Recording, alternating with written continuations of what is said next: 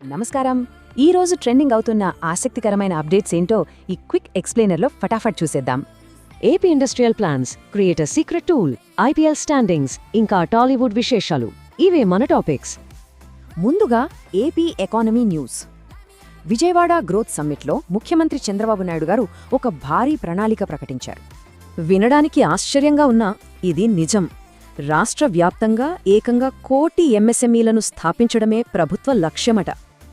ప్రస్తుతం రాష్ట్రంలో 550 ఇండస్ట్రియల్ పార్కులుంటే వీటికి అదనంగా మరో 175 కొత్త పార్కులను తీసుకురాబోతున్నారు.